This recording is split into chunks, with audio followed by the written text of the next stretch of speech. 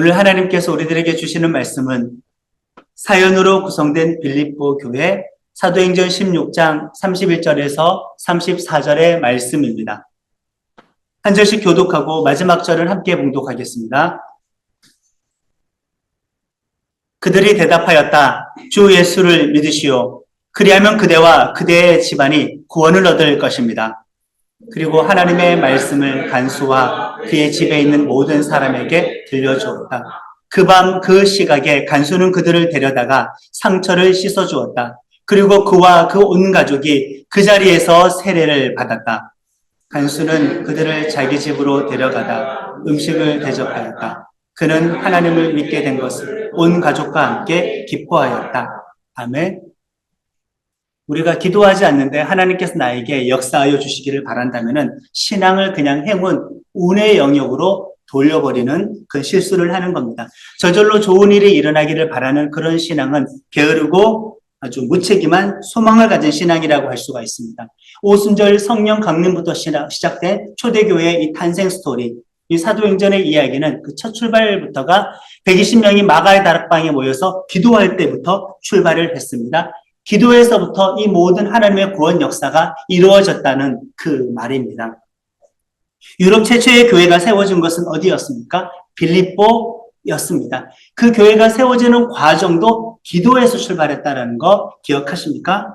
이 도시에 도착하자마자 바울은 기도할 수 있는 그 장소를 찾아 나서는 중에 유대교를 믿는 여자들이 모여서 기도하는 그 모임을 발견하게 되었고 그들에게 복음을 전해서 그들의 예수님을 믿을 수 있게 되었습니다.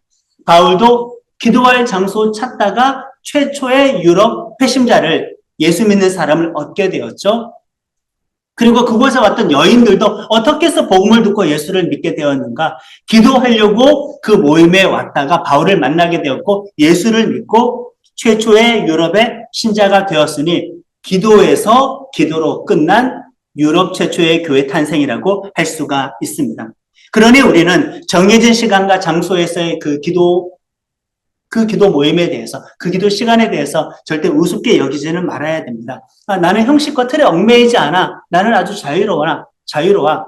왠지 모르게 규칙을 따라서 정해진 장소에서 기도하는 사람들은 신앙의 초보처럼 우리가 비아냥되는 실수를 범할 수도 있지만은 사도들도 유대인들의 정한 그 3번의 기도 시간을 주로 지키면서 기도했다라는 것을 우리가 꼭 기억해야 할 것입니다. 그러니 우리는 이 기도를 통하여서 하나님께 쓰임받는 사람이 되어야 할 것입니다. 유럽 최초의 성도이자 명품 옷감 장수였었던 그 루디아는 사업에 있어서도 아주 성공적인 사람이었죠. 자기 두아디라에도 집이 있었고 그리고 이 빌립보에서도 큰 저택을 가지고 있었던 것을 보면은 이 명품 옷감 장수였었던 루디아는 사업에 있어서도 성공한 사람이라고 할 수 있습니다. 사업에 성공한 사람도 그러나 영적으로 방심하지 아니하고 그 기도 모임에 왔다는 거예요.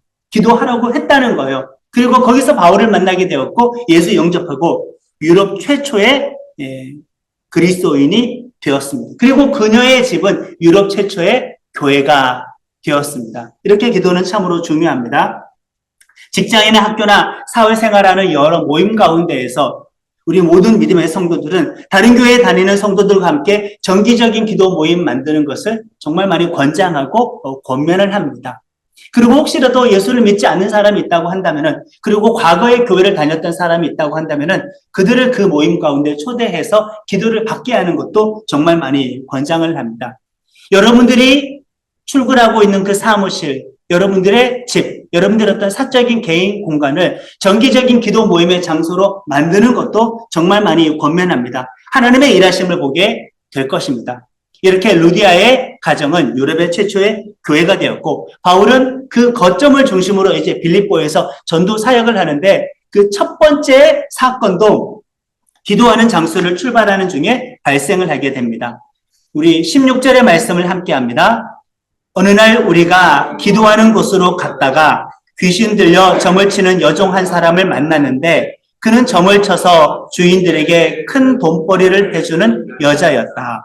이 다음 사건도 한번 보시면은 빌립보에서 이제 교회라는 어떤 숙소, 거처를 마련하고 본격적인 빌립보 전도를 나서는데 여기서도 우리가 기도하는 곳으로 가다가 귀신 들린 요정을 만나게 되었습니다. 첫 시작은 이렇게 기도가 반복적으로 많이 강조가 되고 있습니다.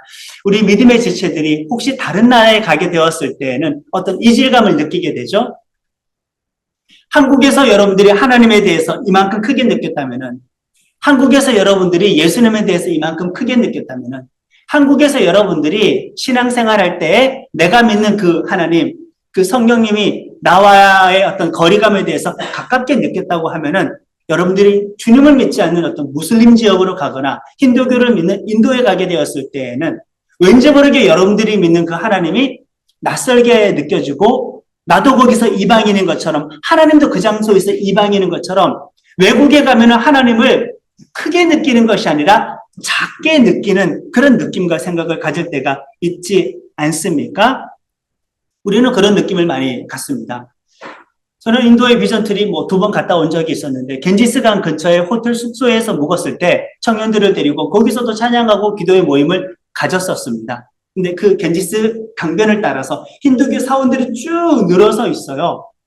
밤이 되면 난리도 아닙니다. 신도 하나가 아니잖아요. 힌두교는 종교가 아주 많습니다. 힌두교 예배가 곳곳에서 진행이 되는데 그런 온 동네가 다른 신을 섬기고 있고 거기에 있는 인도인 전부가 다른 신을 믿고 있는 그 상황 속에서 예수 믿는 사람이 여행을 가서 숙소에 머물러 기도를 하게 되면은 내가 믿는 하나님이 한국에서 느꼈던 느낌과는 다르게 왠지 모르게 여기서도 하나님은 낯선 분일 거라고 하나님의 영향력을 왠지 모르게 작게 느껴지는 그런 느낌을 받게 될 때가 많이 있습니다. 바울은 지금 유럽으로 건너와서 최초의 교회를 세웠고 그리고 그 다음 첫 번째 만난 사람이 귀신 들린 사람을 만났다라는 거 꼭 기억해야 됩니다. 예수님이 이스라엘 땅의 북부 갈릴리 호수 주변에서 하나님 나라의 복음을 많이 증거했습니다. 거기도 이스라엘의 영토입니다. 유대인들의 땅이에요. 근데 그러다가 어느 날은 그 갈릴리 호수를 건너서 이 동편으로 배를 타고 넘어가셨던 적이 있어요.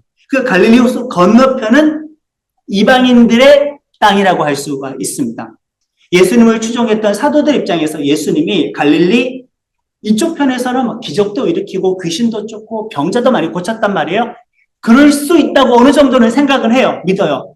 그러나 그들의 사고방식 속에서도 이 갈릴리 호수를 건너가면은 이방인의 땅에 가면은 하나님께서 기적을 일으킨다라는 것을 쉽게 머릿속으로 그 그림이 그려지지 않았습니다. 왜요? 하나님은, 예수님은 이스라엘 땅에서만 통하는 분, 유대인들만의 하나님, 이런 고정관념이 있었는데 그 예수님과 함께 호수를 건너 이방인의 땅에 갔었을 때에도 그 이전과 동일한 능력을 일으킬 거라고는 기대하지 않았는데 그 갈릴리 호수를 건너가서 예수님께서 첫 번째 일으켰던 기적이 무엇이었습니까? 군대 귀신 들렸던 사람에게서 그 수천 마리나 되는 그 군대 귀신을 쫓았던 그 기적이 일어났죠. 이것이 무엇을 의미하는가? 이방인의 땅에서도 주님의 능력이 통했었네? 이방인의 땅에서도 귀신을 쫓았었네? 이방인의 땅에서도 그 이방인들이 믿는 신이 그 땅의 주인이 아니라 거기서도 여전히 하나님이 하나님이시구나. 거기서도 여전히 예수님이 구세주이구나. 하나님의 능력은 그 땅 가운데서도 여전히 통하구나. 그것입니다. 지금 바울의 전도팀은 유럽으로 건너오게 되었습니다. 바울도 거기는 사실 낯선 땅이에요. 그리고 빌립보 온 도시를 돌아보면은 각종 신전이 있습니다. 여러 신들을 믿고 있습니다. 아직까지 거기서 예수님을 믿는 믿음으로 개종한 사람은 몇 명 생기지 않았습니다. 우리가 만약에 바울과 같은 입장에 처했다고 한다면은 내가 믿는 하나님에 대해서 자신감이 사라져 버렸을 수 있어요. 왠지 모르게 위축될 수가 있어요. 여기서도 하나님 통할까? 여기서도 하나님은 하나님 되실까? 그런 느낌을 받을 수 있는데 그 첫 번째로 만난 사람이 누구였냐? 지금 귀신 들린 여종을 만났다라는 겁니다. 이 첫 번째 사역지에서도 만약에 귀신을 쫓는다고 한다면은 그런 일은 로마 제국에서 어떠한 신전에서도 일어나지 않았거든요. 제우스 신전에서도 헤르메스 신전에서도 아테네 신전에서도 로마 제국이 믿었던 수많은 신들이 있는데 다양한 신전에서도 귀신이 쫓겨나고 사람이 귀신으로부터 자유케 되는 일은 없었단 말이에요. 그런데 이 유럽에서 이 바울이 최초로 예수님의 이름으로 만약에 귀신을 쫓게 된다고 한다면은 무엇이 증명되는 겁니까? 하나님은 유럽 땅에서도 낯선 하나님 아니라는 거예요. 예수님은 거기서도 낯선 분이 아니라는 거예요. 움츠러들 분이 아니라는 거예요. 복음은 거기서도 하나의 작은 종교, 여러 종교 가운데 하나가 아니라 여러 어떤 사상과 철학 가운데 하나의 가르침이 아니라 거기서도 만약에 귀신이 쫓겨나간다고 한다면은 하나님은 거기서도 절대적인 하나님이고 복음은 그 땅 가운데서도 여전히 능력 있게 통용된다라는 그 뜻이 됩니다. 자, 바울이 지금 귀신 들린 여종을 만나게 되었어요. 근데 이 귀신의 역할이 좀 다양하지 않습니까? 어떤 귀신은 사람으로 하여금 죄를 짓고 유혹하고 여러 가지 중독을 일으키는 그런 활동을 전담하는 귀신이 있을 수도 있고, 또 어떤 귀신들은 사건과 사고를 일으키고 유발하는 그런 귀신이 있을 수도 있고, 또 어떤 귀신은 점치는 역할을 하는 그런 귀신들이 있을 수가 있습니다. 접신에서 전봐주는 무당들이 있죠. 지금 만난 귀신은 일단은 그런 종류의 귀신이었다 이겁니다. 그 귀신 들린 여종을 소유하고 있는 주인들은 로마 사람들이에요. 로마의 시민권자입니다. 이 여종을 이용해가지고 돈벌이가 쏠쏠했습니다. 너무 잘 맞춰버리니까 이 여종에게 전바주로 많이 오는 겁니다. 그럼 돈을 내잖아요. 그 돈을 여종이 가져갑니까? 여종의 주인이 가져갑니까? 당연히 주인이 가져가죠.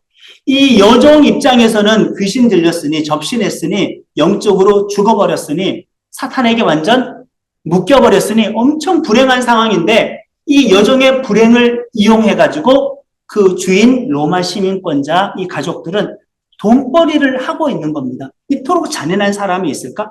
우리나라에도 세계도 그런 사람 있잖아요. 누군가는 마약을 팔아요. 그리고 마약 중독시킵니다. 그 마약 중독 때문에 가정이 깨어지기도 하고 자살을 일으키기도 하고 아니면은 이제 급사하기도 만들어버리죠. 그러나 자기는 그냥 그 마약을 팔아서 돈 버는 것에서 만족하는 사람이 있죠. 이런 악한 사람을 주인으로 둔 그런 여종이었었습니다. 이 바울의 일행이 빌립보 시내를 돌아가면서 이제 전도를 하러 다니는데 주로 기도처소를 찾아갔겠죠. 그럴 때마다 이 귀신 들린 여종이 길에서 이 바울의 전도팀을 마주치면은 갑자기 막 소리를 지르는 겁니다. 따라다니면서 소리를 질러요. 17절과 18절의 말씀을 함께 합니다. 이 여자가 바울과 우리를 따라오면서 큰 소리로 이 사람들은 지극히 높으신 하나님의 종들인데 여러분에게 구원의 길을 전하고 있다 하고 외쳤다. 그 여자가 여러 날을 두고 이렇게 하므로 바울이 귀찮게 여기고 돌아서서 그 귀신에게 내가 예수 그리스도의 이름으로 내게 명하노니 이 여자에게서 나오라 하고 말하니 바로 그 순간에 귀신이 나왔다. 여러분 약간 이상한 점 못 느끼셨습니까? 지금 귀신이 17절에 한 말은 틀린 말입니까? 맞는 말입니까? 이 사람들은 지극히 높으신 하나님의 종들인데 여러분에게 구원의 길을 전하고 있다. 귀신의 입으로 귀신과 대적이라고 할 수도 없죠. 귀신은 피조물이고 하나님은 창조주의니까. 귀신도 영적인 피조물이죠. 타락했지만은 하나님은 창조주인이 사실 대적할 어떤 대적 세력은 아닙니다. 근데 귀신의 입으로 지금 나오는 이 말은 틀린 말 아니잖아요. 귀신이 신앙 고백한 건가? 앞뒤가 안 맞잖아요.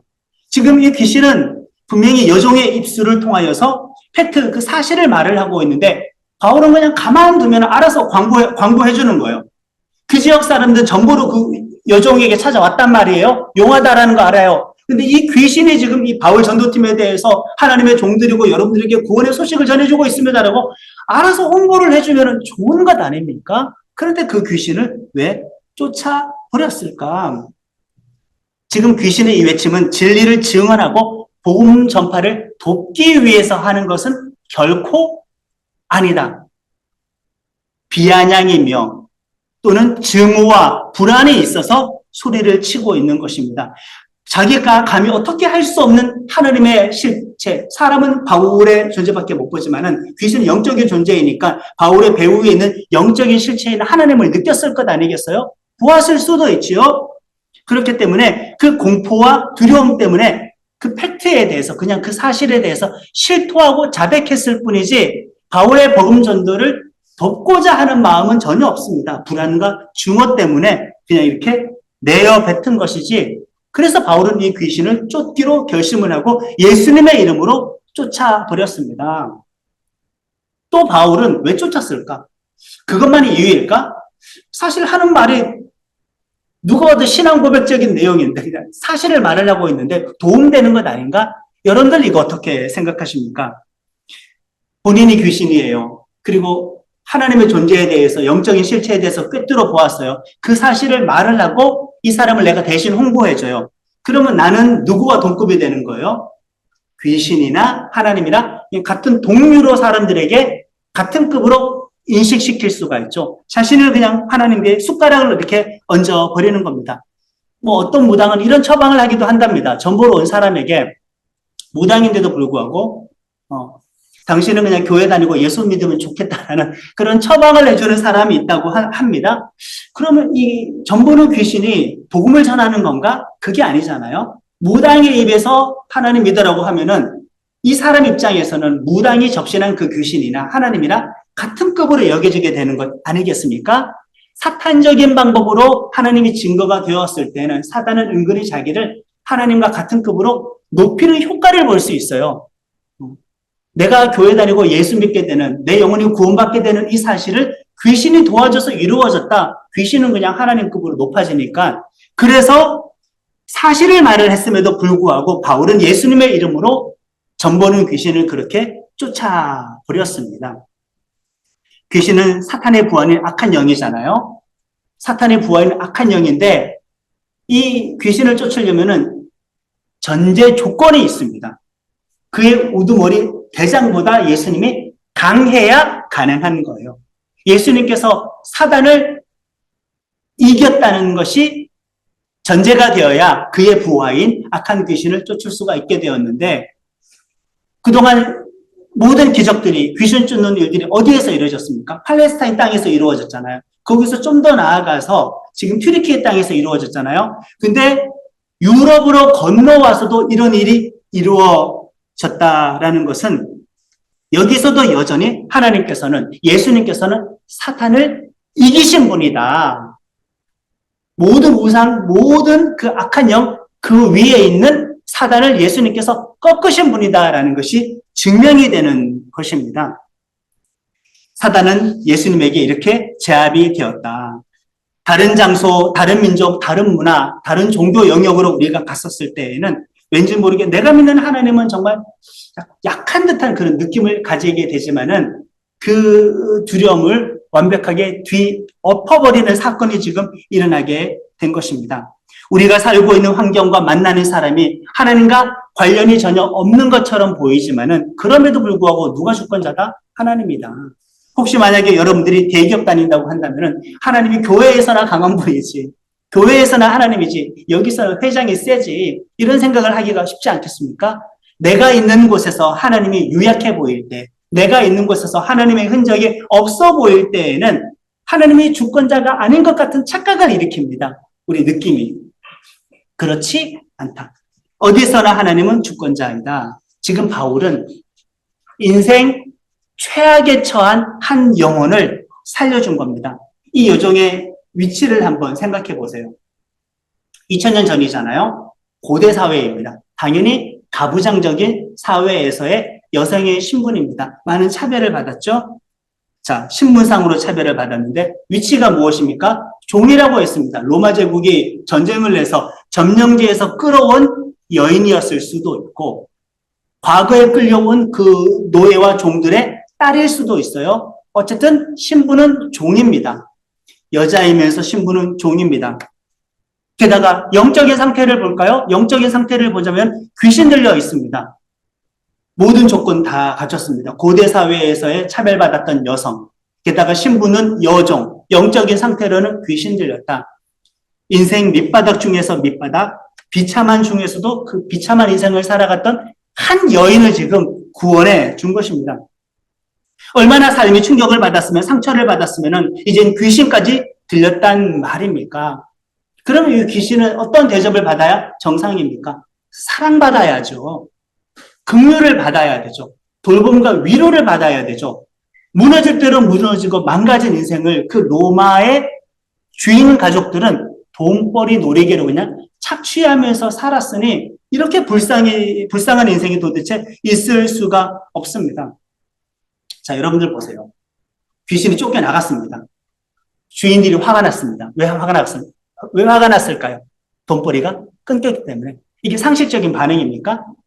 지금 유럽 사회에서는 복음이 전해지기 전까지, 예수님의 이름이 전해지기 전까지는 귀신 들렸던 사람이 계속 귀신이 떠나가는 것을 본 적이 없단 말이에요. 일반적인 사람이라고 한다면은 어쨌든 로마 제국에 무신론자는 없잖아요. 각종 신을 다 믿고 있단 말이에요. 유신론자예요. 근데 귀신 쫓겨나는 거 본 적이 없는데 예수 이름으로 귀신이 쫓겨나는 것을 이 주인이 보았으면은 일반적이라면 어떻게 해야 됩니까? 예수님이 살아계신 하나님이구나. 어떤 신보다 진짜 신이구나 하고 예수님을 믿어야 정상이지 않습니까? 그게 당연한 반응이겠죠. 근데 그것보다도 내 돈벌이가 사라진 것 때문에 분노해서 이 바울 일행을 잡아다가 치안관들에게 그냥 넘겨버리게 된 것이니 영혼 구원보다 진리를 아는 것보다 참 하나님 만나는 것보다 무엇이 더 소중한 사람이었던가? 돈벌이가 더 소중했던 사람이었다. 지금도 마찬가지죠. 세상 사람들에게 가장 우선순위는 돈입니다. 믿음보다 더 큽니다.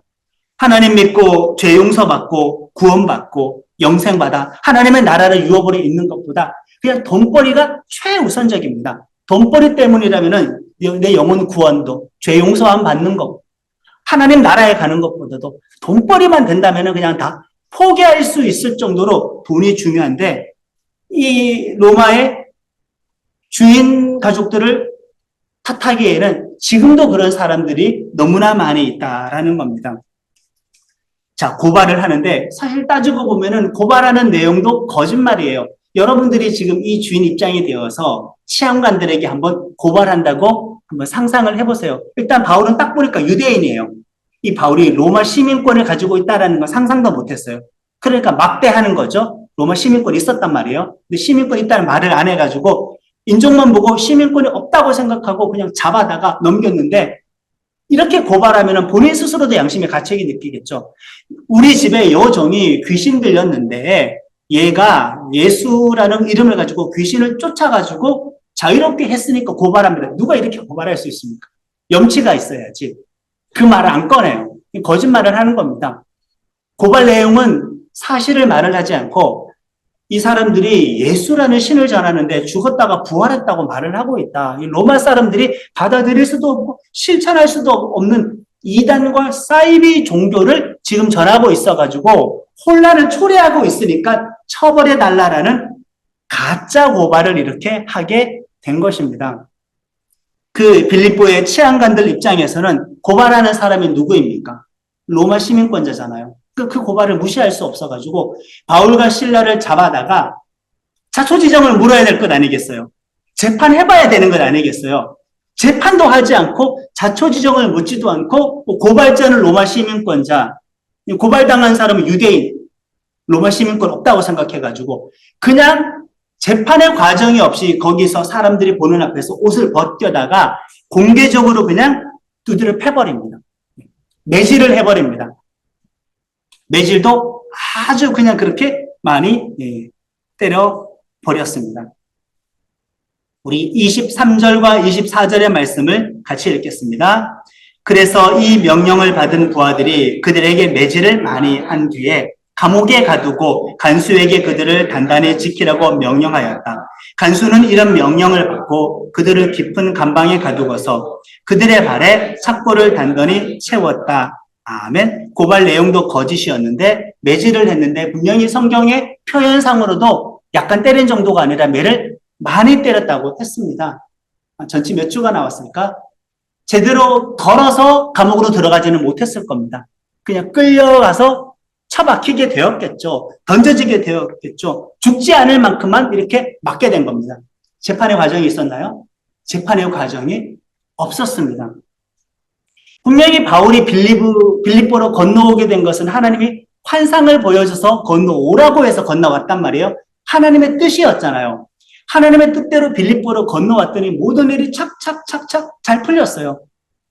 애초에 유럽으로 건너가는 그 전도 여행을 출발할 때 디모데라는 멋진 믿음의 청년도 만나게 되었고 누가라는 의사도 만나게 되었고, 빌립보로 건너왔더니 루디아라는 여성도 만나게 되었고, 최초의 가정교회도 빨리 설립할 수 있게 되었고, 머물 수 있는 숙소도 얻게 되었고, 선교비, 그 재정적인 지원도 받게 되어서, 야, 하나님의 뜻대로 순종을 하고 나는 계획은 없었으나 하나님의 계획을 믿고 유럽으로 건너왔더니 모든 일들이 그냥 착착착착 잘 되는구나. 근데 지금은 하나님의 뜻대로 건너온 빌립보에서 무슨 일이 일어났습니까? 거의 반 죽도록 매를 맞게 되었습니다. 우리가 착각하는 몇 가지가 있죠. 하나님의 뜻대로 살아가면은 축복과 영광은 있을 거야. 축복과 영광이 있으니까 내가 하나님의 뜻대로 오는 거야. 만약에 잘못된 일이 생기거나 고난이 생기면은 하나님의 뜻대로 내가 오지 않았구나 이런 생각을 하지 않습니까? 왜 고난을 하나님의 뜻에 포함시키지 않을까요? 사람들은 하나님의 뜻대로 간다고 해서 반드시 고난이 없다는 것은 아닙니다. 우리 가정에 주님을 믿어도 고난은 있습니다. 내가 하나님의 뜻대로 신앙생활을 한다고 해도 고난이 있을 수도 있습니다. 영광도 있고 축복도 있고 고난은 있습니다. 자, 지하 감옥에 들어섰는데 일단 지하 감옥에 던져졌었을 때에는 한 대낮 정도였겠죠. 밤이 되면은 오늘처럼 이렇게 전기불이 있어서 어둠이 밝혀지는 세상은 아니잖아요. 어두워지면 다들 일단 대부분 집으로 들어가는 고대 사회입니다. 그러니까 낮 주간에 두드려 맞았어요. 어쨌든. 그리고 아마 저녁 되기 전에 감옥으로 던져졌을 겁니다. 너무나 많이 맞아가지고 이 바울과 실라는 당장 정신을 차릴 수는 없었습니다. 꽤 시간이 지나서야 한밤중이 되어서야 그러니까 맞고 감옥에 들어간 지 대여섯 시간 그 이상 지났겠죠. 한밤중이 되어서야 그제서야 정신을 좀 차리고 의식이 깨어나고 몸을 움직일 수 있게 되었습니다. 그러면은 우리 나는교회의 지체들이라고 한다면은 처음 정신 차렸을 때 감옥에서 정신 차렸을 때 죽도록 두드려 맞고 깨어났을 때 어떤 감정이 밀려오겠습니까? 하나님에 대한 어떤 불평? 어떤 불만? 아니면 공포? 불안감? 어떤 짜증? 실망감? 어떤 절망? 좌절? 이런 감정이 밀려왔겠습니까? 한밤중에 정신을 차렸다는 말은 한동안 거의 기절해 있었다는 뜻인데 맨 처음 정신을 차리고서 바울과 실라가 했던 처음의 행동은 무엇이었느냐? 감옥 모든 죄수들이 들을 수 있도록 하나님을 찬양했다고 했습니다. 다른 내용은 나오지 않습니다. 정신 차리고 가장 먼저 한 행동은 하나님을 찬송했다. 불안과 공포를 말한 게 아니었고요. 짜증을 이야기한 것도 아니었고요. 그리고 감옥에서 나가게 해달라는 기도를 하지도 않았어요. 첫 번째 행동은 하나님을 찬양했다. 구해달라는 기도보다 먼저 잘한 일이다. 우리가 살면서 경험하게 될 극단적인 고난 앞에서 가장 잘할 수 있는 대처는 무엇일까? 찬양이 되어야 된다. 그게 가장 잘한 대처이다. 그것이 그 상황 속에서 구원해달라고 하는 기도보다 먼저여야 한다는 것을 이렇게 보여줍니다. 일단 감옥은 지하 감옥이에요. 캄캄합니다. 조명도 안 달아놨어요. 그러니까 감옥에 갇혀서는 저기 출입구 옥문에 빛이 있으면은 여기서는 그 감옥의 출구 옥문 뒤쪽이 약간 밝아 보이지만은 그 출구 쪽에서 감시하고 있는 간수들이 지하 감옥을 보면은 빛이 없으니까 캄캄해서 아무것도 안 보여요. 한밤중에 모든 죄수들이 듣도록 찬양을 했는데 하나님께서 부분적으로 그 감옥만 흔들리도록 큰 지진을 일으키셨습니다. 놀라운 일이 일어난 거죠. 그러다가 보니까 감옥의 출구 쪽에서 가까웠던 다른 어떤 방, 거기서 잠을 자고 있던 간수가 옥터가 흔들리고 지진이 나니까 그때 감옥 문이 다 깨졌단 말이에요. 문틀이 다 찢어졌어요. 그리고 바울과 실라를 이렇게 묶어매고 있었던 쇠사슬까지 벗겨졌습니다. 기적적으로. 지진이 일어나서 잠이 깨어나 그 이제 감옥의 출입구 쪽으로 왔더니 옥문이 열려있네? 그 지하는 일단 안 보이니까 당연히 간수가 생각했었을 때 죄수들이 다 탈옥했겠구나라고 생각을 했습니다. 그 책임 추궁으로 더 비참한 사형을 당하기 전에 그냥 내가 여기서 자결해야겠다라고 생각하고 칼을 빼내어서 죽으려고 하는 그 찰나입니다. 이 간수에게 가족이 있었을까요? 미성년자, 청소년에게 간수를 시켰을까요? 처자식이 있었겠죠. 처자식이 있었던 이 간수는 죄수들이 탈옥했다라는 그 책임 추궁으로 더 비참한 사형 집행 당하기 싫어서 그 자리에서 칼을 빼어서 자결을 하려고 하는 그 순간 지하 감옥에서는 빛이 있는 지금 간수의 그 공간이 보이는 겁니다. 이때 바울이 소리를 쳐요. 당신의 몸을 상하게 하지 마십시오. 우리는 도망치지 않고 여기에 있습니다. 그제서야 등불을 들고 지하 감옥까지 왔더니 탈출할 수 있었는데도 불구하고 바울과 실라가 지하 감옥에 여전히 머물러 있습니다. 그리고 나서 간수는 생각했죠.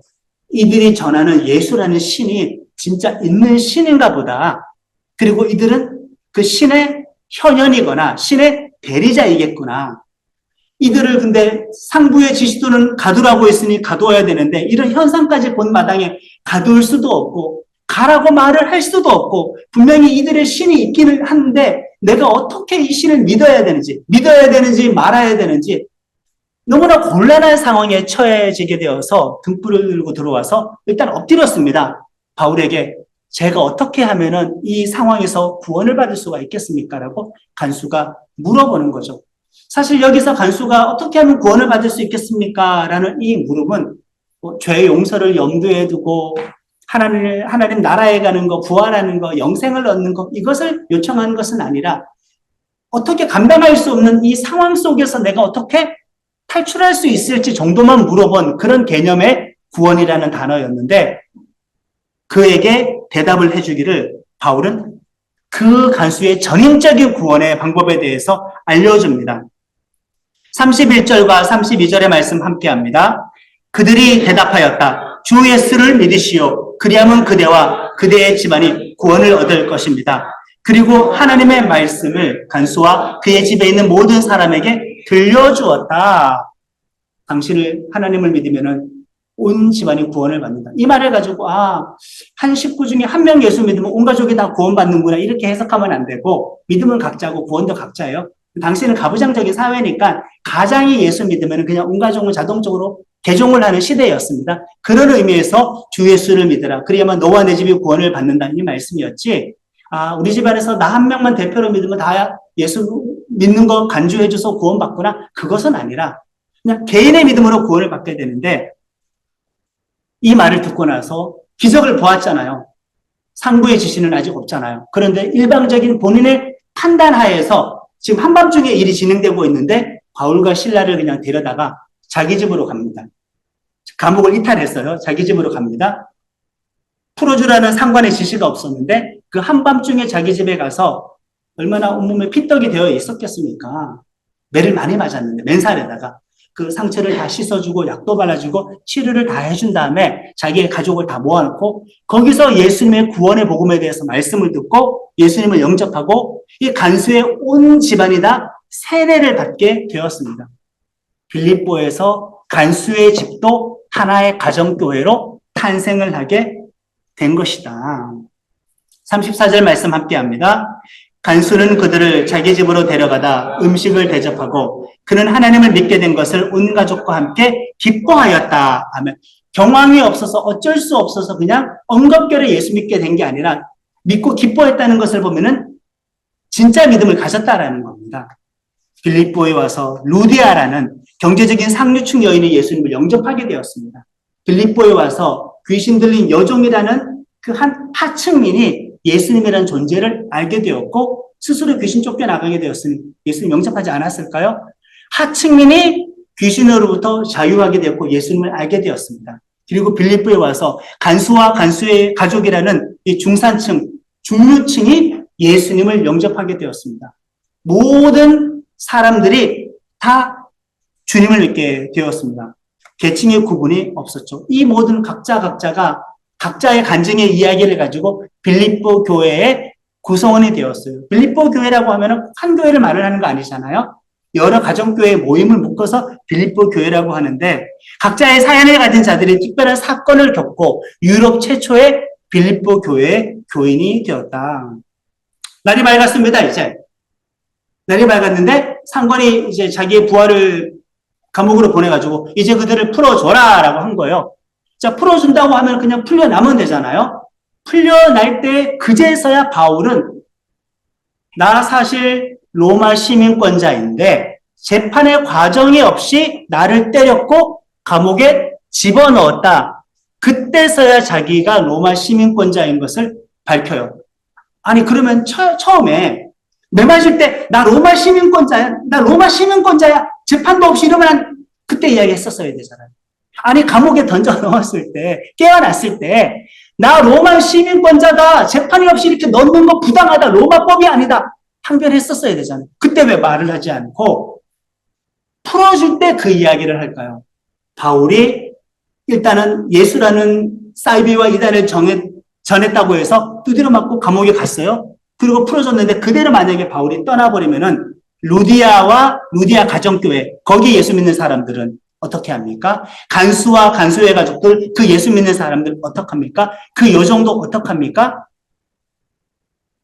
죄인이 전해준 예수님을 믿었던 그 사건들과 관계된 사람이 이 사람이 로마 시민권자인지 밝히지 않고 가버리면 이 사람들은 바울이 떠난 이후에 예수 믿는 것에 대해서 부당한 대우를 받을 수가 있겠죠. 근데 자기가 로마 시민권자라고 말을 해버리면은 바울에게 행했던 모든 일들은 불법적인 일이 되니까 치안관들 입장에서는 이 사건에 대해서 덮어야 되는 거예요. 바울과 관계됐던 사람들에 대해서 처벌해서도 안 되고 밝혀서도 안 돼요. 그거 괜히 끄집어내었다가는 로마 사람을 재판이 없이 처벌하는 것이 문제가 되면 본인들이 큰 피해를 당하니까 그런 의미에서 바울이 자기가 시민권자라는 것을 왜 지금 밝혔을까? 고난을 피하기 위해서는 안 밝혔어요. 세상의 어떤 권력을 사용하지 않았어요. 세상의 권리를 사용하지 않았어요. 타인을 위해서, 교회의 안전을 위해서, 그들을 보호하기 위해서 빌립보를 떠나가는 마당에 자기의 로마 시민권에 대해서 밝혔다 이것입니다. 여러분들이 우리 성도들이 열심히 사회생활하면 출세할 수 있고 성공할 수 있잖아요. 그 세상에 어떤 권력을 가질 수도 있어요. 어떤 큰 능력과 직책을 가질 수도 있어요. 그걸 가지고 나만을 위해서 사용할 것인가? 특별히 믿음 때문에 발생하게 될 고난 피하기 위해서 사용할 것인가? 아니면 그때는 사용하지 않고 하나님의 몸된 교회와 다른 성도들의 유익을 위해서 사용할 것인가? 우리들에게 큰 교훈이 되고 있습니다. 39절 함께 합니다. 그래서 치안관들이 가서 그들을 위로하였다. 데리고 나가서 그 도시에서 떠나달라고 청하였다. 부탁하는 입장이 되었습니다. 우리 도시에서 떠나주세요. 사건을 그냥 대충 흐지부지 덮어버리려고. 본인들이 지금 큰 실수한 겁니다. 그리고 감옥을 나와 루디아의 집을 방문하고 위로한 다음에 빌립보를 떠났습니다. 우리 빌립보 교회 탄생 이야기를 들어보면 사업하러 와가 크게 성공했다가 예수 믿게 된 루디아의 이야기가 있고 또 하나 보면 귀신들의 여종도 일단 등장을 하고 있고 간수로 죄수들을 지키다가 지진이 발생해가지고 이런 정말 드라마 같은 만남을 통하여서 온 가족이 예수님을 믿게 되었는데 각자는 이렇게 구원받았을 때 하나님의 특별한 어떤 그런 구원에 대한 간증, 어떤 이야기를 간직한 상태에서 초대교회에 이렇게 일원이 되었다라는 겁니다. 그리고 이때로부터 빌립보를 떠나서 한 5년 정도 지났습니다. 학자에 따라 다르지만은 10년 정도 더 지났다고 말을 하는데 한 5년 또는 10년 정도 지나서 바울이 다른 곳에서 복음 전하다가 또 감옥에 갇힐 때가 있었는데 그때 빌립보 교회에 쓴 편지가 있어요. 빌립보서입니다. 지금 이 사건부터 한 5년, 한 10년 뒤에요. 그때 감옥에 갇혀서 빌립보 교회를 추억하며 편지를 썼는데 그 내용은 이렇습니다. 우리 함께 읽겠습니다. 여러분이 첫날부터 지금까지 복음을 전하는 일에 동참하였기 때문입니다. 빌립보의 교우 여러분도 아는 바와 같이 내가 복음을 전파하던 초기에 마케도니아를 떠날 때 주고받은 일로 나에게 협력한 교회는 여러분밖에 없었습니다. 아멘. 그러니까 지금 1장 5절에 여러분, 4장 15절에 빌립보 교우 여러분에 누가 들어가 있어요? 루디아의 식구들, 가족들 다 있고 그 간수의 가족들도 여기에 다 있는데 5년이 지나도 10년이 지나도 여전히 바울의 선교를 그 멀리서 기도로 후원하고 선교비로 후원했다라는 겁니다. 정말 감동적인 인연이 이렇게 이어지게 되는 것이죠. 오늘 사건이 있어도 이런 인연은 끊어지지 않았다. 각자의 구원 간증을 가진 이들이 끝까지 바울을 지지하고 있습니다. 우리는 각자의 이야기를 가지고 있습니다. 그러나 예수님을 믿는 이야기까지 그 이야기는 연결이 되어야 됩니다. 그리고 공동체의 일원이 되어야 됩니다. 그리고 우리는 시간이 지나도 하나님 앞에 귀하게 쓰임받을 수 있는 교회와 성도로 남아 있어야만 합니다. 빌립보 교인들처럼 하나님 안에서 공동체 안에서 믿음의 이야기를 계속 써내려가는 아름다운 인생이 되어질 수 있기를 예수님의 이름으로 축원합니다. 아멘.